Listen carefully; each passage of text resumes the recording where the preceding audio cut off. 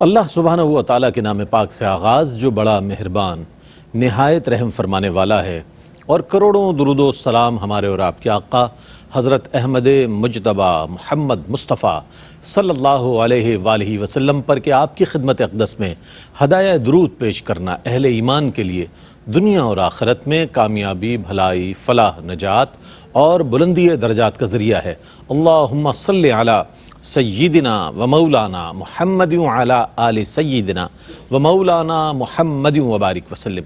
ناظرین محترم، السلام علیکم ورحمۃ اللہ وبرکاتہ۔ میں ہوں آپ کا میزبان محمد رئیس احمد، اور پیش کیا جا رہا ہے پروگرام روشنی سب کے لیے۔ آپ جانتے ہیں کہ خدمت خلق کے حوالے سے ہم نے کل بھی پروگرام کیا، آج بھی کر رہے ہیں، اور آنے والے دن یعنی کل بھی انشاءاللہ اسی حوالے سے پروگرام ہوگا۔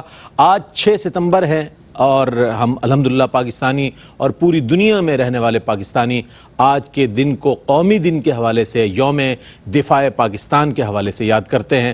سن 1965 6 ستمبر کو پاکستان کی افواج نے، شہداء نے، غازیان نے اور عوام نے مل کر مملکت خداداد پاکستان کے تحفظ کے لیے اپنی جانوں کا، قیمتی جانوں کا نذرانہ پیش کیا، جسے ہر سال 6 ستمبر کو یاد کیا جاتا ہے۔ شہداء اور غازیان کی خدمت میں خراج تحسین پیش کیا جاتا ہے۔ ہم بھی سلام پیش کرتے ہیں پاک افواج کے ان شہداء کو، غازیان وطن کو، اور اس عوام کو کہ جس نے مملکت خداداد پاکستان کی جغرافیائی اور نظریاتی حدود کے تحفظ کے لیے اپنی قیمتی ترین جانوں کا نذرانہ پیش کیا۔ اللہ تعالیٰ اس ملک کو تا صبح قیامت شاد و آباد رکھے اور قائم و دائم رکھے۔ آج موضوع ہے خدمت خلق، جیسا کہ میں نے عرض کیا، تو اس حوالے سے ہم یہ بتاتے چلیں کہ مال جو ہے ایک بہت بڑی آزمائش ہے انسان کے لیے۔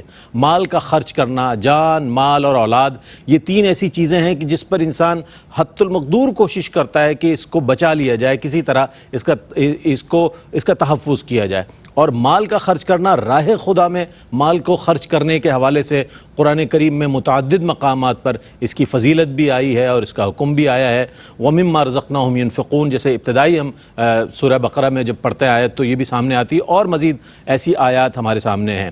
تو اس حوالے سے مال خرچ کرنے کے حوالے سے کس کس انداز میں احکامات آئے ہیں قرآن کریم میں، احادیث مبارکہ میں، اور مزید اس حوالے سے کیا کیا چیزیں انتہائی ضروری ہیں سمجھنا، آج انشاءاللہ اس کو ڈسکس کریں گے۔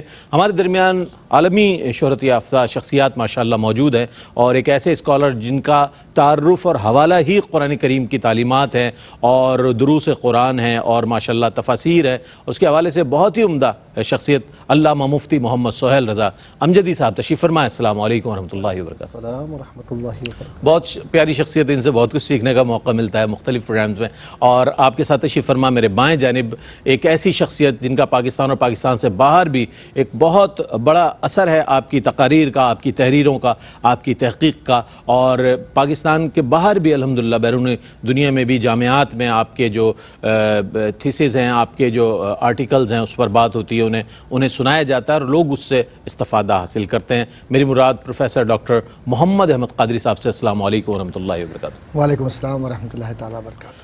اچھا مفتی صاحب، یہ فرمائے گا کہ اللہ کی رضا کی خاطر اللہ کے بندوں پر مال خرچ کرنے کے حوالے سے اگر ہم جاننا چاہیں تو قرآن کریم میں کس انداز میں احکامات آئے ہیں، میں چاہتا ہوں اس پر کچھ کلام فرمائیں۔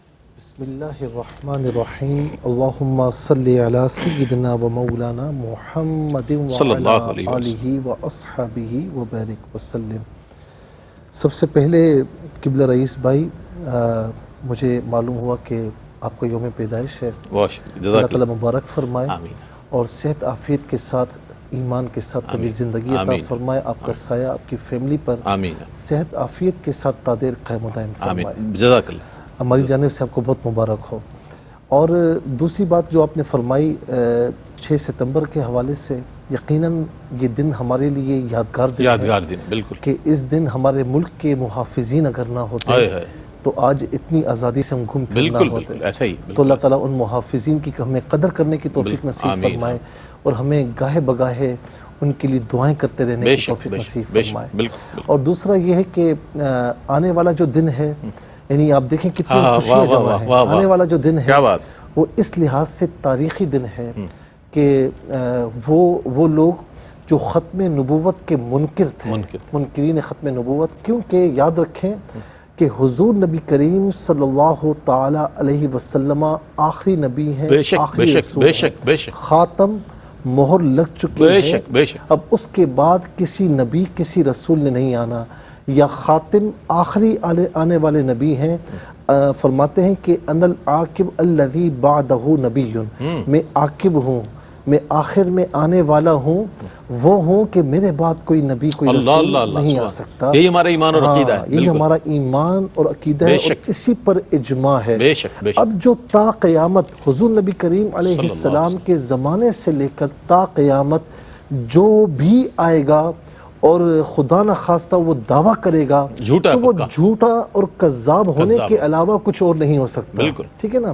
تو یہ اور ظاہر ہے کہ قائد ملت اسلامیہ علامہ شاہ احمد دورانی صدیقی رحمۃ اللہ تعالی علیہ، علامہ عبد الحامد بدایونی رحمۃ اللہ تعالی علیہ، علامہ سید ابو الحسنات صاحب رحمۃ اللہ تعالی علیہ، علامہ سید خلیل احمد قادری صاحب، اور بالخصوص شیخ الحدیث علامہ عبد المصطفیٰ ازلی صاحب، اور پھر بالخصوص مجاہد ملت حضرت علامہ عبد الستار خان نیازی رحمۃ اللہ تعالی علیہ، اللہ تعالیٰ کروڑہ رحمتیں ان کے مزار پر انوار پر ان کا نزول فرمائے۔ میں سمجھتا ہوں کہ یہ اس امت کے محسنین ہیں، اور سیدنا صدیق اکبر رضی اللہ تعالی عنہ کی اتباع میں ان کا کردار انہوں نے ادا کیا ہے۔ اللہ رب العالمین کرم فرمائے۔ تو یہ ہمارے لیے خوش نصیبی والا دن ہے، اور ہمیں بطور یادگار اس کو اپنے اپنے انداز سے سیلیبریٹ بھی کرنا چاہیے۔ دوسری یہ بات جو آپ نے فرمائی کہ اللہ تعالیٰ کی رضا کے لیے، یہ جو آپ نے قید لگائی نا، اصل چیز یہی ہے۔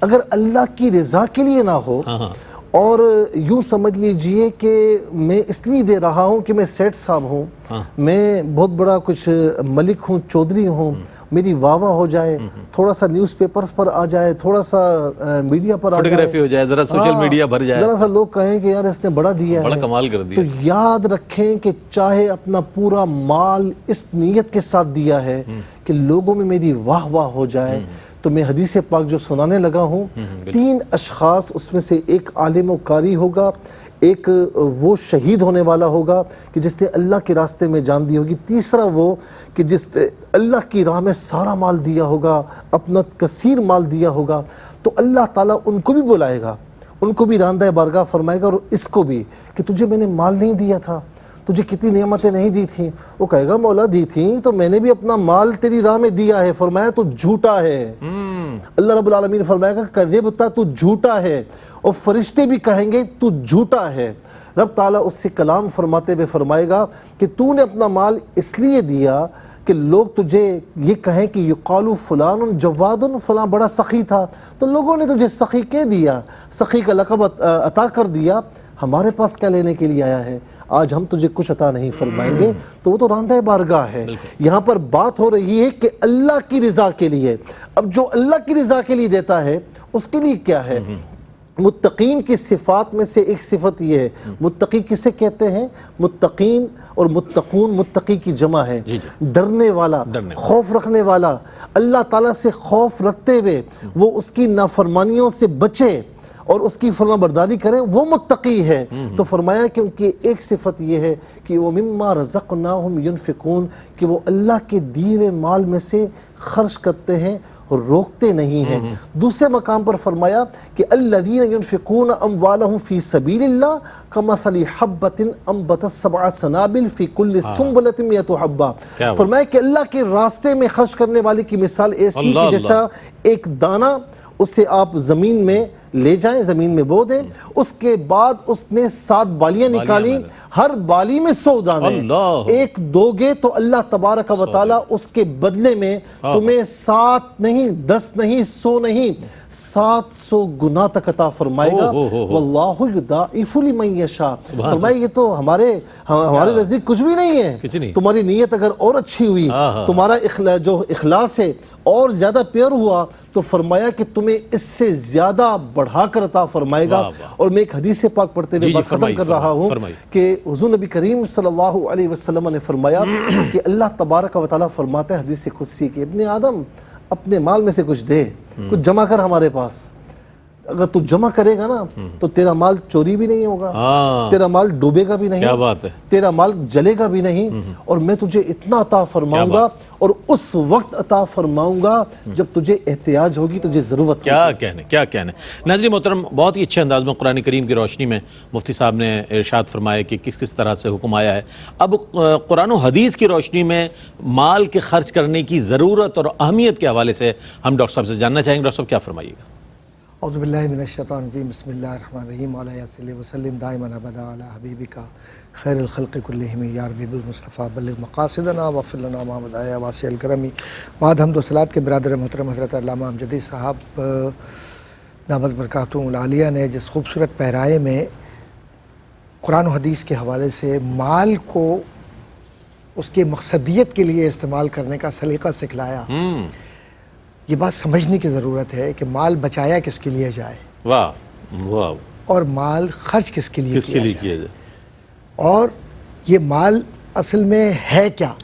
مال ہے آزمائش، اور اولاد بھی آزمائش ہے، بالکل ہے، بالکل، یہ رتبے بھی آزمائش ہیں، یہ دنیا بھی آزمائش ہے، لیکن یہ دنیا جو ہے یہ کھیتی ہے، تو اس مال کو اس کھیتی میں استعمال کر کے رب کی رضا کے لیے جو لوگ یتیموں کا، فقیروں کا، مساکین کا خیال کرتے ہیں تو وہ اللہ کے محبوبین میں شامل ہو جاتے ہیں، اور ان کا جو رزق ہے وہ پاکیزہ ہو جاتا ہے۔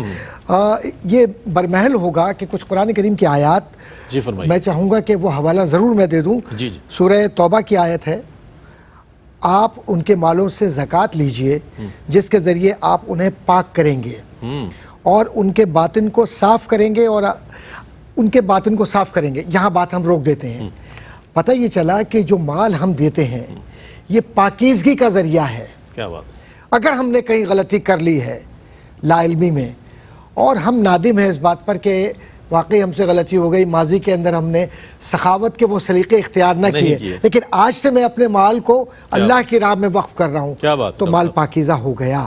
کیا بات؟ اور اللہ تو غفور الرحیم ہے۔ بے شک۔ پھر اس کے بعد ہمارے سامنے ایک اور آیت آتی ہے سورہ توبہ کی، اور بعض دیہاتی وہ ہیں جو اللہ پر اور یوم آخرت پر ایمان لاتے ہیں اور اللہ کی راہ میں خرچ کرنے کو اللہ کے نزدیک تقرب کا اور رسول کریم صلی اللہ علیہ وسلم کی نیک دعاؤں کا حصول کا ذریعہ قرار دیتے ہیں۔ اب دیکھیے کہ یہ جو پیسہ ہے یہ اگر دنیاوی اعتبار سے خرچ کرتے ہیں ہم، عیاشیوں کے لیے، آوارگی کے لیے، ایسی محفلیں سجانا جس میں لاہ و لعب ہو، آوارگی ہو، بدتمیزیاں ہوں، تو سمجھے کہ آپ نے شیطان کی صنعت سینے پہ سجا لی اور جہنم آپ کا انتظار کر رہی ہے۔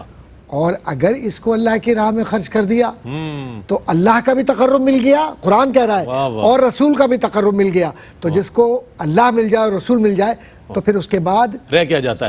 کیا بات ہے ڈاکٹر صاحب، آپ کو کنٹینیو کریں گے، ایک وقفہ ہے، وقفے کے بعد لوٹتے ہیں اور ڈاکٹر صاحب یہیں سے اپنا سلسلہ کلام جاری رکھیں گے، ہمارے ساتھ رہیے گا۔ جناب خیر مقدم ہے آپ کا، اور پروفیسر ڈاکٹر محمد احمد صدیقی قادری صاحب، صدیقیت بھی بڑی نسبت ہے لیکن یہ چونکہ قادری ہیں، اللہ اکبر، تو اس حوالے سے ڈاکٹر صاحب اپنے جواب کو مکمل فرمائیں گے اور انشاءاللہ اگلے سوال کی جانب بڑھیں۔ اگر صدیق کی غلامی نہ ہو تو قادری کہاں سے؟ قادری کیسے ہو سکتا ہے؟ صدیق اکبر اللہ تعالیٰ عنہ کے غلاموں میں، عمر فاروق کے غلاموں میں، حضرت عثمان غنی کے غلاموں میں، اگر ان کے غلاموں میں نہ ہو تو پھر تو سمجھے کہ گئے، نکل گئے کہیں اور۔ میں یہ عرض کر رہا تھا کہ مال کو خرچ کرنا پاکیزگی ہے، اور ایک بات سوچئے کہ جنہوں نے حنین و بدر میں جان خرچ کر دی وہ کس مرتبے پر ہیں، اور جنہوں نے کلمہ طیبہ کی حفاظت کرتے ہوئے 6 ستمبر کو اپنی جانیں دے دی وہ کس مقام پر ہیں؟ بھائی کیا اچھا لائیں، واہ واہ واہ۔ اور یہ جو نذرانے ہیں ہر دور میں ملتے ہیں، اور کوئی زبان سے، کوئی عمل سے، کوئی زندگیوں سے، کوئی مال سے، کوئی انفاق فی سبیل اللہ سے، یہ وہ ہیں ارواح جو پاکیزہ تر ہیں، جن کو پیدا ہی اس لیے کیا گیا کہ اللہ ان سے راضی ہے اور یہ اللہ سے راضی ہیں، جس کو قرآن کریم رضی اللہ عنہم ورضوا عنہ کے نام سے تعبیر کیا ہے۔ اب ایک بات عرض کرتا چلوں کہ حضور کریم صلی اللہ علیہ وسلم سخیوں سے بڑی محبت کیا کرتے تھے۔ کیا بات؟ کیونکہ حضور تو خود سخی، سید الاسقیاء ہے نا۔ ارے سبحان اللہ، واقعہ جود و کرم شہ بتا تیرا، نہیں سنتا ہی نہیں مانگنے والا تیرا۔ اس لیے کہ سرکار کی بارگاہ میں نا کا تو لفظ ہی نہیں ہے، 2 پہاڑوں کے بیچ میں بکریاں چر رہی تھی، حضور کی بارگاہ میں حاضر ہوا شخص اور کہا یا رسول اللہ صلی اللہ علیہ وسلم میری خواہش ہے، آپ تو سخی ہیں، یہ بکریاں جو چل رہی ہیں دونوں پہاڑوں کے بیچ میں یہ مجھے دے دیجئے۔ حضور نے کہا جا تیری ہو گئی۔ اللہ اللہ اللہ۔ حضور کی سخاوت کی تو ظاہری طور پر اس نے جا کر یہ اعلان کیا کہ میں نے انبیاء کی صفات کو سنا تھا کہ وہ سخی ہیں، تو یہ برحق نبی ہیں، تم بھی ان کی اتباع کرو، تم بھی اطاعت کرو، تم بھی دین اسلام میں داخل ہو جاؤ۔ اصل میں معاملہ یہ تھا۔ تو حضور کو جو اللہ تبارک و تعالیٰ نے عطا فرمایا وہ کوئی سوچ سکا ہے آج تک؟ کسی کی بس میں نہیں ہے، نہ کوئی قلم بنا ہے اور نہ کوئی سیاہی بنی ہے کہ حضور کی صفات کاملہ کو بیان کر سکے۔ اور ایک بات عرض کر دوں کہ جود و سخا پر جو اشعار ہیں اس میں قصیدہ بردہ شریف میں فَإِنَّ مِن جُودِكَ الدُّنْيَا فَضَرَّتَهَا جی جی وَمِنْ عُلُومِكَ عِلْمُ اللوح والقلم۔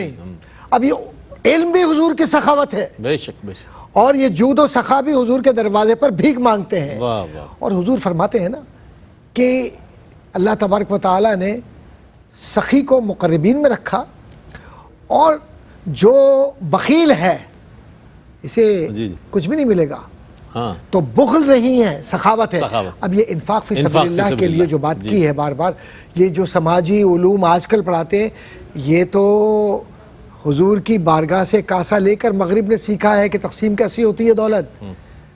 اور علماء جنہوں نے کتب پڑھی ہیں، لکھی ہیں، پڑھائی ہیں، ذرا سا اس کا مطالعہ تو کر لیجئے کہ اسلام نے کتاب الاموال ہو یا قاضی ابو یوسف کی کتاب الخراج ہو، آپ ذرا پڑھیے تو صحیح، تقسیم زر کو، تقسیم دولت کو دین اسلام نے کس انصاف کے ساتھ ضرورت مندوں تک پہنچایا ہے۔ اگر اس کو پڑھ لیں تو مغرب آج بھی بھیکاری نظر آتا ہے۔ کیوں کہ یہ جو تقسیم ہے یہ الوہیت کی بنیاد پر ہے، اور وہ جو تقسیم ہے وہ شخصیت کی بنیاد پر ہے۔ تو فرد خالق کے برابر نہیں ہو سکتا، مخلوق مخلوق ہی رہے گی، خالق نہیں ہو سکتی۔ کیا کہنا۔ اچھا ڈاکٹر صاحب چونکہ ایک ریسرچ اسکالر بھی ہیں اور مقرر بڑے دبنگ ہیں ماشاءاللہ، اور بڑے زبردست، تو جواب بھی دیتے ہیں تو ایسا محسوس ہوتا ہے کہ ہم تقریر سن رہے ہیں ڈاکٹر صاحب کی۔ تو یہ ہمیشہ ایک دوہری ایک خوبی آپ کے کلام سے ہمیں مل جاتی ہے۔ اچھا مفتی صاحب یہ فرمائیے گا کہ اللہ تعالیٰ کی رضا کے لیے مال خرچ کرنے کو قرآن کی روح سے کس انداز میں دیکھا جائے گا، اس حوالے سے کچھ فرمائیے۔ ڈاکٹر صاحب نے بڑے خوبصورت پیرائے میں بیان فرمایا۔ اچھا اب جو پہلا سوال تھا نا کہ مال خرچ کرنے کا حکم قرآن و حدیث کی روشنی میں، اب دیکھیں اس میں ایک چینج ہے، جی جی چینجنگ ہے۔ وہ کیا ہے؟ خرچ کرنے کا انداز۔ انداز، خرچ کرنے کا انداز کیا ہونا چاہیے؟ انداز تو پھر یہ ہونا چاہیے کہ جو نبی پاک صلی اللہ تعالیٰ علیہ وسلم نے حدیث پاک میں فرمایا کہ 7 اشخاص ایسے ہیں کہ جو روز قیامت اللہ تعالیٰ کے عرش کے سائے میں ہوں گے، جس دن اس کے عرش کے سائے کے سوا کوئی اور سایہ نہیں ہوگا۔ 7 اشخاص میں سے وہ کہ دائیں ہاتھ سے اللہ کی راہ میں دے تو بائیں ہاتھ کو خبر ہی نہ۔ کیا بات ہے، سبحان اللہ، بائیں ہاتھ کو خبر نہ ہو۔ اور اسی طریقے سے ایک اور حدیث پاک کہ جب اللہ تعالیٰ نے زمین کو بنایا تو زمین تھر تھرانے لگی، تو اس کے بعد پہاڑ نصب فرمایا، والجبال اوتادا، میخیں، تو زمین رک گئی۔ تو فرشتوں نے ازراہ تعجب عرض کی کہ مولا یہ پہاڑ کی سختی، پہاڑ کا بلند ہونا، تو ازراہ تعجب عرض کی کہ مولا کیا اس سے بھی طاقتور کوئی چیز ہے؟ اللہ اکبر۔ تو اللہ رب العالمین نے فرمایا کہ اس سے طاقتور لوہا ہے۔ عرض کی یا الہ العالمین کیا لوہے سے بھی طاقتور کوئی چیز ہے؟ فرمایا آگ جو فنا کر دیتی ہے اس کو۔ عرض کی کہ آگ سے بھی طاقتور کوئی چیز ہے؟ تو فرمایا کہ پانی ہے جو آگ کو بجھا دیتی ہے۔ فرمایا پانی سے طاقتور بھی کوئی چیز ہے؟ فرمایا ہوا ہے جو پانی کو بھی لے کے چلتی ہے بادلوں کی صورت میں۔ تو عرض کی مولا کیا ان سب سے طاقتور بھی کوئی چیز ہے؟ تو اللہ رب العالمین نے فرمایا کہ ہاں، سب سے طاقتور چیز یہ ہے کہ آدمی اپنے دائیں ہاتھ سے دے تو بائیں ہاتھ کو خبر۔ کیا بات ہے، کیا بات۔ اچھا قرآن کریم نے بھی اس کو دوسرے انداز میں لیا ہے۔ ایک تو یہ ہے کہ الذین ينفقون اموالهم فی سبیل اللہ ثم لا یتبعون ما انفقوا منا ولا اذى۔ فرمایا کہ وہ لوگ جو اللہ کی راہ میں خرچ کرتے ہیں پھر اس پر کسی پر احسان نہیں جتلاتے اور نہ ہی کسی کو اذیت دیتے ہیں۔ بالکل۔ احسان جتلانے میں پھر دکھلاوا یہ ساری چیزیں آ جاتی ہیں، ریاکاری آ جاتی ہے جو ہمارے پھر اس کا کوئی فائدہ نہیں ہے۔ اور قرآن نیکی زائل ہو جاتی ہے مفتی صاحب۔ بالکل، اس میں 2 چیزیں ہیں۔ جی جی۔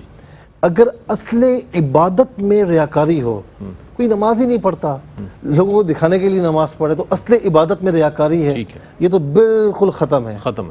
لیکن اصل عبادت میں نہ ہو اور صفت عبادت میں ریاکاری ہو تو پھر اس کی عبادت تو قبول ہو جاتی ہے۔ اچھا، صفت عبادت مثال کے طور پر نماز تو پڑھتا ہے، زیادہ خشوع خضوع سے نہیں پڑھتا، لیکن کسی کو دکھانے کے لیے پڑھ رہا ہے کہ نماز تو پڑھتا تھا نا، لیکن دکھانے کے لیے ذرا سی لمبی نماز پڑھ رہا ہے، تو نماز تو قبول ہو جائے گی، لیکن اس نماز کی جو روحانیت ہے، اس کی جو فضیلتیں ہیں، برکات ہیں، وہ اس سے چھین لی جائیں گی، اس سے وہ محروم رہے گا، ٹھیک ہے نا۔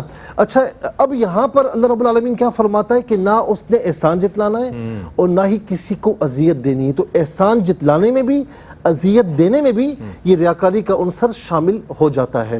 اچھا، اب یہاں پر ایک بات میں یہ بھی عرض کروں گا کہ خرچ کرنے کا انداز، اس انداز میں سے ایک انداز یہ ہونا چاہیے کہ یہ نہ سمجھے، یہ سمجھتے ہوئے نہ کرے کہ یار یہ میں اپنا مال کسی کو دے رہا ہوں، نہیں، حق للسائل والمحروم، تو جو اللہ رب العالمین نے مال دیا تو اس نے دیا نا، تیرے پاس تو امانتاً ہے، تو فرمایا کہ تمہارے مال میں سے سوال کرنے والوں کا اور محرومین کا حق ہے، تو یہ نہ سمجھنا کہ میں اپنا حق انہیں دے رہا ہوں، یہ سمجھنا کہ میں ان کا حق انہیں لوٹا رہا ہوں، اور یہ نہ سمجھنا کہ میں نے دیا ہے، نہیں، یعنی میرا احسان ہے کہ میں نے دیا ہے، یہ ان کا احسان ہے کہ اللہ رب العالمین کی بارگاہ میں مال خرچ کر رہا ہوں، اور اس کا اجر و ثواب اللہ تبارک و تعالی مجھے دنیا میں بھی عطا فرمائے گا اور اخروی زندگی میں بھی عطا فرمائے گا۔ دوسرا انداز کیا ہونا چاہیے؟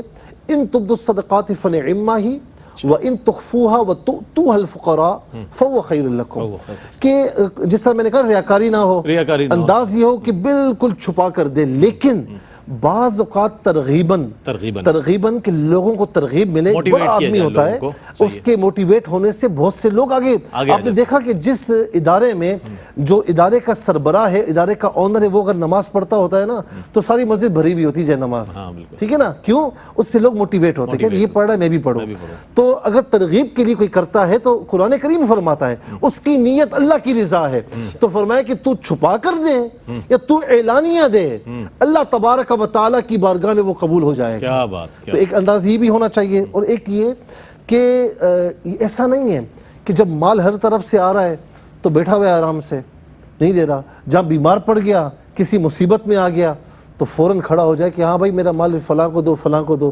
یا پھر پوری زندگی نہیں دیا، جب مر رہا ہے تو مرنے سے پہلے کہہ رہا ہے کہ میرا مال اس کو بھی دے دینا، اس کو بھی دے دینا، وہ بھی خیر اچھا ہے، لیکن حضور نبی کریم علیہ السلام نے فرمایا تونگری کے عالم میں، جب تونگری ہے نا، خوشیاں ہیں، مال بھی ہے، دولت بھی ہے، ساری چیزیں ہیں، منصب بھی ہے، اور فرمایا کہ تمہارے دل میں احتیاج بھی ہے کہ مال ذرا اور ہونا چاہیے، تو فرمایا کہ اس حال میں دینا زیادہ بہتر ہے اس حال سے کہ جب تم موت کے منہ میں جا رہے ہو اور اس وقت کہو کہ میں یہ دے دوں، میں وہ دے دوں۔ خوشی کے عالم میں اللہ تعالیٰ کو یاد کیا کرو، غم کے حال میں بھی ہمیں دینا چاہیے، لیکن خوشی میں زیادہ اللہ رب العالمین کی بارگاہ میں دینا چاہیے کہ اللہ تعالیٰ اس سے بڑا راضی ہوتا ہے۔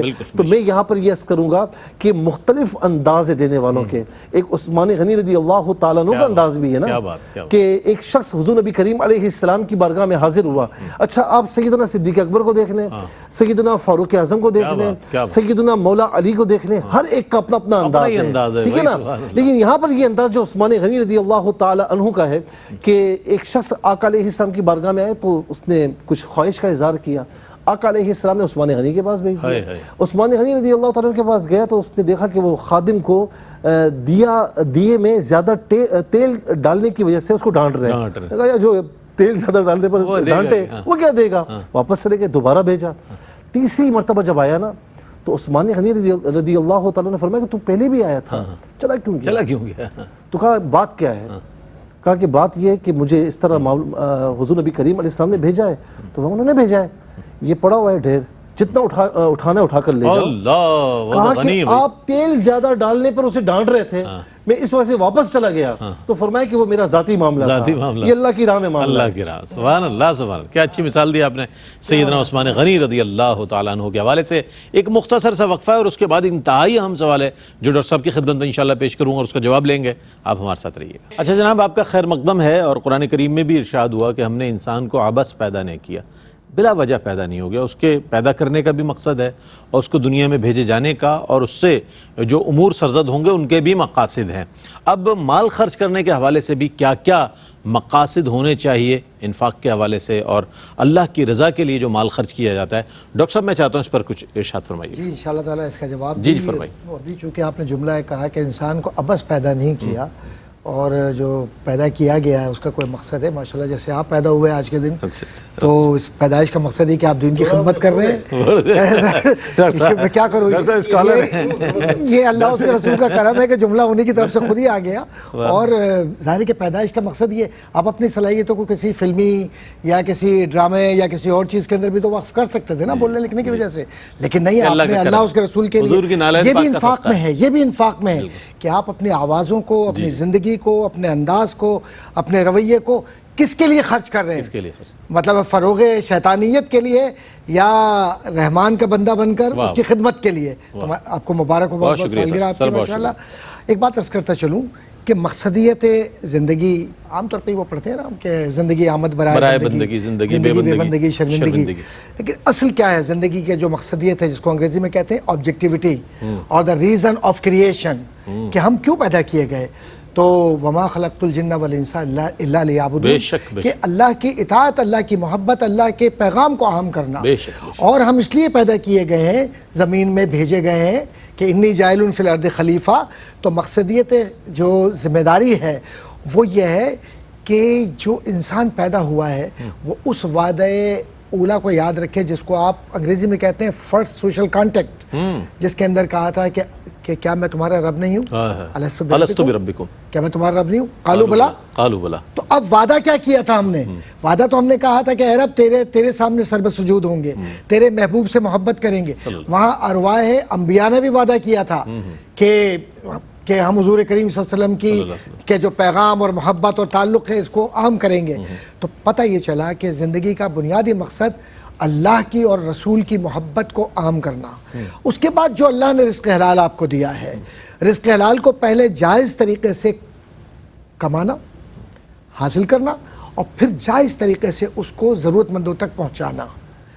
آپ نے دیکھا ہوگا کہ اکثر و بیشتر یہ ہوتا ہے کہ جب ہم بہت پیسے کما لیتے ہیں تو ہماری لالچ بڑھتی جاتی ہے, لیکن جہاں دین کا غلبہ ہو مزاج میں, اور جہاں دینی تربیت ہو, جیسے قبلہ ہمارے بھائی مفتی اسماعیل رضا امجدی صاحب نے اشارہ بھی کیا اس طرف, اور بہت خوبصورت پیرائے میں آپ نے بات کہی ہے. تو وہ جو بنیادی باتیں تھیں جو قبلہ مفتی صاحب کی, اس کو ذہن میں رکھیں.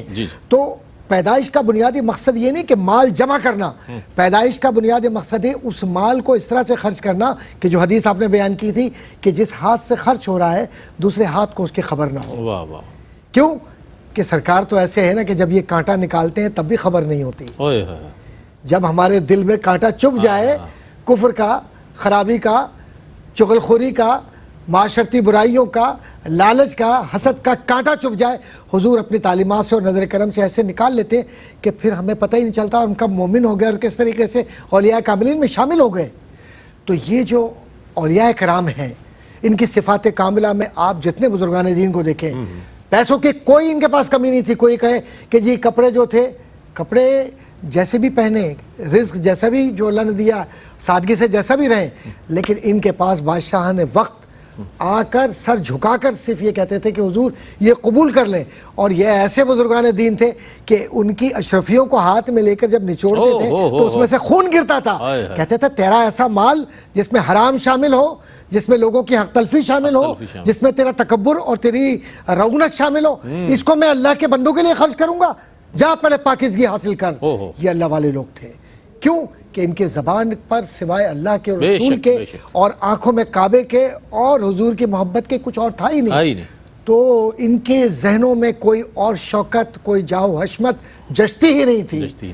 تو جب اس کیفیت میں یہ چلے جاتے تھے تو یہ پھر جب تقریر کیا کرتے تھے اس تقریر کا اثر دل پر اس لیے ہوتا تھا کہ وہاں منافقت نہیں تھی، وہاں دوئی نہیں تھی، اور بقول شاعر کے دوئی کو چھوڑ دے یکرنگ ہو جا، سراسر موم ہو یا سنگ ہو جا، تو یا تو پتھر بن جاؤ یا موم بن جاؤ، اور موم اگر بننا ہے تو پھر ایسے بن جاؤ کہ غلامان مصطفیٰ صلی اللہ علیہ وسلم نے جو قربانیاں دی ہیں اور جو عشق و مستی کے جو مکاتب فکر متعارف کرائے ہیں، ان میں پورے گھر لٹا دیے ان کی راہ میں، اور شکوہ کبھی نہیں کیا۔ اور حالت یہ ہے کہ جب سجدے زمین پر ہوتے ہیں تو عرش پر ان سجدوں کی آہٹیں محسوس۔ سبحان اللہ، سبحان اللہ، ڈاکٹر صاحب سبحان اللہ۔ اور دیکھیں مقاصد کا جو ذکر کیا نا، ہمیں اللہ والوں سے ہی سیکھنا چاہیے کہ کس طرح مال اللہ کی راہ میں خرچ کرنا چاہیے، اور اس کے مقاصد نبی مکرم صلی اللہ علیہ وآلہ وسلم، صحابہ اکرام رضوان اللہ تعالیٰ علیہم اجمعین، اہل بیت اطہار علیہم السلام، اور اولیاء امت نے جس طرح حوالہ دیا، انہوں نے جو فقر اختیار کیا، فقر وہ اختیاری فقر تھا، لیکن جو مال تھا وہ راہ خدا میں ہی خرچ کرتے رہے، لوگوں کی بھلائی کے لیے، لوگوں کے جو ہے ان فائدے کے لیے خرچ کرتے رہے۔ اچھا حضرت یہ فرمائیے گا، اب یہ چونکہ کنکلوژن کی طرف آ رہے ہیں تو یہ بہت اہم سوال ہے کہ راہ خدا میں مال خرچ کرنے کے حوالے سے دنیاوی اور اخروی جو فوائد ہیں وہ کیا ہیں، تاکہ وہ ذہن نشین رہیں گے تو لوگوں کا اور مزید اس میں میلان بڑھے گا۔ دیکھیں ڈاکٹر صاحب کے بیان سے ایک ہمت ملتی ہے اور ایک بندہ موٹیویٹ ہوتا ہے۔ ہاں بالکل، بڑی خوبصورت گفتگو فرماتے ہیں۔ کوئی اپنے مال کی جب اپنا مال اللہ کی بارگاہ میں پیش کرتا ہے تو کہتے ہیں کہ یہ مال کی سخاوت کر رہا ہے۔ کوئی اپنی جان اللہ کی بارگاہ میں پیش کرنے سے دریغ نہیں کرتا تو کہتے ہیں یہ جان کی سخاوت پیش کر رہا ہے۔ کوئی اپنی رشتہ داری کا معاملہ ہو اور اللہ کی بارگاہ کا معاملہ آ جائے تو پرواہ نہیں کرتا تو کہتے ہیں کہ اپنی رشتہ داری کی سخاوت پیش کر رہا ہے۔ تو ہر ایک اپنے اپنے انداز سے سخی ہو سکتا ہے، ہر ایک اپنے اپنے انداز سے اللہ کی بارگاہ میں دے سکتا ہے۔ ایک ٹیچر، ایک عالم دین، ایک نعت خواں، ٹیچر اگر اس لیے پڑھا رہا ہے کہ میں اچھا علم سکھاؤں لوگوں کو، دنیاوی لالچ نہیں، دنیا تو ویسے بھی آئے گی، لیکن اگر اس کی دنیاوی لالچ ہے تو پھر دوسرا حکم ہے، دنیاوی لالچ نہیں ہے تو وہ بھی صدقہ ہے، وہ بھی اللہ کی راہ میں دینا ہے۔ ایک عالم دین دنیا کے مال کی پرواہ نہیں کرتا کہ میں علم پہنچاؤں تو یہ بھی اس کا اللہ کی راہ میں دینا ہے۔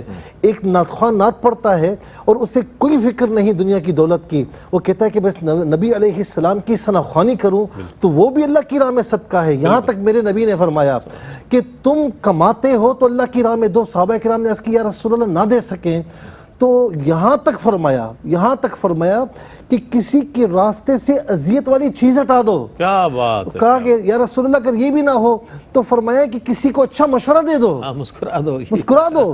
یہاں تک کہ آخر میں عرض کہ یا رسول اللہ یہ بھی نہ ہو تو فرمایا کہ اپنے مسلمان بھائی کی طرف مسکرا کر دیکھنا بھی صدقہ ہے۔ تو ہر بندہ، یعنی اللہ رب العالمین، یہ دین اسلام کی فلیکسیبلٹی ہے کہ کوئی بھی مسلمان فضائل سے محروم نہیں ہو سکتا اگر اپنی نیتوں کو درست کر لے۔ جہاں تک اللہ کی راہ میں خرچ کرنے کا معاملہ ہے نا، اس کے بے شمار فوائد ہیں۔ آج کون نہیں چاہتا کہ میں صحت مند زندگی بسر کروں؟ حضور نبی کریم علیہ السلام نے فرمایا کہ اللہ کی راہ میں صدقہ دو کہ یہ بیماروں کو شفایاب کرتی ہے، یہ چیز بیماروں کو شفایاب کرتی ہے۔ کون نہیں چاہتا کہ اس کے مال کی حفاظت ہو؟ کئی لوکرز میں رکھواتے ہیں، گھر میں بھی ہو تو بڑے ایک لوہے کا لوکر لایا جاتا ہے، کسی کے پاس چابی نہ ہو پھر بھی وہ چوری ہو جاتا ہے۔ لیکن حضور نبی کریم صلی اللہ علیہ وسلم نے فرمایا اگر اللہ کی راہ میں کوئی دیتا ہے تو رب تعالیٰ فرماتا ہے کہ میں اس کی حفاظت کرتا ہوں، نہ وہ چوری ہوگا، نہ جلے گا، نہ ڈوبے گا، یہ میری گارنٹی ہے۔ اچھا، اسی طریقے سے کوئی چاہتا ہے کہ عمر طویل ہو، کتنے ٹونکس استعمال کیے جاتے ہیں، کتنی پرہیز اختیار کی جاتی ہے۔ حضور نبی کریم علیہ السلام نے فرمایا کہ صدقہ دو گے تو اللہ تبارک و تعالیٰ تمہاری عمروں کو بھی طویل فرمائے گا۔ اور یہاں تک کہ ہر کوئی چاہتا ہے میں مالدار بنوں تو فرمایا کہ جو صدقہ دیتا ہے اللہ تبارک و تعالیٰ اس کی محتاجگی دور فرماتا ہے۔ اور اخروی زندگی کی کیا بات ہے، حضور نبی کریم علیہ السلام کی ایک بات سن لیں، فرمایا کہ سخاوت جنت کی ٹہنی ہے، یہاں تک کہ یہ سخی کو اللہ کی بارگاہ میں جنت میں لے کر جائے گی، اور بخل جو ہے، جو اس کا اپوزٹ ہے، فرمایا وہ جہنم کی ٹہنی ہے، یہاں تک کہ بخیل کو بخل جہنم کی طرف لے کر جائے گا۔ اور یہاں تک فرمایا کہ روز قیامت وہ جو اللہ کی راہ میں دیتا تھا اللہ کی رضا کے لیے، تو اللہ تبارک و تعالیٰ اسے پھر جنت کے سوا کوئی اور مقام نہیں دیتا، اپنی رضامندی اسے عطا فرماتا ہے۔ کیا کہنے، سبحان اللہ۔ اچھا سر، میں چاہوں گا کہ کوئی پیغام بھی ایک مختصر سا ہمارے ناظرین کے لیے اس موضوع کی اہمیت کے حوالے سے۔ حدیث کا ایک مفہوم ذہن میں آ رہا ہے، ہمیں میرے خیال ہے کہ اپنی زندگیوں میں اسے شامل کرنا چاہیے، کہ مفہوم ہے کہ حضور کریم صلی اللہ علیہ وسلم سے کسی نے پوچھا ہے رسول اللہ صلی اللہ علیہ وسلم یہ جو جنازہ جا رہا ہے اس کے متعلق کیا فرماتے ہیں؟ کہتے ہیں واجب ہو گئی، واجب ہو گئی، واجب ہو گئی۔ اس کے بعد دوسرا جنازہ وہاں سے گزرا، پھر فرمایا تو سرکار فرماتے ہیں کہ واجب ہو گئی، واجب ہو گئی، واجب ہو گئی۔ تو حضرت عمر فاروق رضی اللہ تعالیٰ عنہ عرض کرتے ہیں یا رسول اللہ صلی اللہ علیہ وسلم پہلا جنازہ گزرا، واجب ہو گئی، واجب ہو گئی، واجب ہو گئی، تو کہا کہ اس لیے کہ تم نے اس کے حسن اخلاق کی اور اس کے انفاق کی اور اس کی نیکی کی تعریف کی تو اس پر جنت واجب ہو گئی۔ اور دوسرے کے لیے کہا واجب ہو گئی تو جہنم واجب ہوئی، اس لیے کہ تم نے اس کی بد اخلاقی، بد خلقی کی بات کی اور یہ اللہ کی راہ میں خرچ نہیں کرتا تھا یا اس کا طریقہ کار، طرز عمل معاشرے کے ساتھ اچھا نہیں تھا، تو واجب ہو گئی جہنم۔ کیوں؟ تو اس کے بعد حضور صلی اللہ علیہ وسلم نے کیا خوبصورت جملہ، ویسے تو ہر جملہ ہی سرکار کے سبحان اللہ قربان جائے ہر لفظ، فرماتے ہیں کہ لوگوں تم سب کی گواہی اس لیے ہے کہ تم اللہ کی طرف سے زمین پر گواہ ہو ان کے لیے۔ تو یہ بات ہمیں ذہن میں رکھنی چاہیے کہ جو ہم نیکی کر رہے ہیں تو یہ اللہ کے گواہوں کے سامنے کر رہے ہیں تاکہ ان کی گواہی سے ہماری آخرت اچھی ہو سکے۔ ون لائنر میسج میں چاہتا ہوں آج کے موضوع کے حوالے سے۔ بس میں آج یہ کہوں گا کہ اس وقت جو ہماری ملک کی حالت ہے، سیلاب زدگان جو ہے وہ قسم پرسی کے عالم میں ہے، بہت سے بے گھر ہو گئے ہیں، بے آسرا ہو چکے ہیں، غذاؤں کی اور صاف پانی کی کمی ہے۔ تو میں سمجھتا ہوں کہ جو یعنی کئی لوگ اس وقت اٹھے ہوئے کام کر رہے ہیں، لیکن میں سمجھتا ہوں کہ انفرادیت کے ساتھ انفرادی طور پر بھی ہم میں سے ہر ایک کو اپنی اپنی استطاعت کے مطابق آگے بڑھنا چاہیے اور اپنے مسلمان بھائیوں کی، بہنوں کی، بلکہ جو بھی انسان ہے اس کی مدد کرنی چاہیے۔ میں سمجھتا ہوں کہ نیکی صرف، قرآن کہتا ہے لیس البر ان تولوا وجوہکم قبل المشرق والمغرب، فقط نیکی یہ نہیں کہ تم نمازیں پڑھو، فرمایا کہ نیکی یہ بھی ہے وآت المال علی حبہ ذوی القربى، اس کی محبت میں آپ ذوی القربہ کو بھی دو، یتامى مساکین کو بھی دو، سوال کرنے والوں کو دو۔ تو میں سمجھتا ہوں کہ اس وقت ہر ایک کی یہ ذمہ داری، رسپانسبلٹی بنتی ہے کہ اپنے اپنے انداز سے دے، نہیں دے سکتا تو جو دینے والا ہے اس کو اچھا مشورہ دے۔ آخری بات کر رہا ہوں، حدیث پاک میں آقا علیہ السلام فرماتے ہیں کہ جب کوئی گھر کا سربراہ یا کوئی بھی شخص اللہ کی راہ میں دیتا ہے نا تو 3 لوگ اس میں حصے دار ہوتے ہیں۔ فرمایا کہ وہ بھی کہ جس نے دیا، اس کی گھر والی بھی کہ جس نے کھانا بنایا یا کوئی چیز بنائی، اور وہ بھی خادم کہ جو دے کر آیا۔ کیا بات، بہت شکریہ ادا کروں گا مفتی صاحب قبلہ تشریف لایا، ڈاکٹر صاحب آپ کی تشریف آوری کا، دونوں ہی حضرات نے بہت ہی خوبصورت عمدہ گفتگو فرمائی اور بہت ہی جامع پیغامات، مختصر اور جامع پیغامات آپ تک پہنچائے۔ کوشش کریں کہ اپنا حصہ اس میں شامل کریں اور حسب حال جو مفتی صاحب نے اس وقت آپ کو پیغام دیا اس کو پیش نظر رکھیں کہ جو موجودہ صورتحال ہے فلڈ کے حوالے سے سندھ، بلوچستان کے PK اور گلگت بلتستان میں اور دیگر متاثرہ علاقوں میں جو ہمارے بہن بھائی ہم وطن اس وقت متاثر ہیں، ان کے لیے بڑھ چڑھ کر اپنی خدمات انجام دیں۔ اس کے ساتھ ہی اپنے میزبان محمد رئیس احمد کو اجازت دیجیے، کل انشاءاللہ اسی موضوع کو ہم کنٹینیو کریں گے۔ کل آپ سے ملاقات ہوگی، اللہ حافظ۔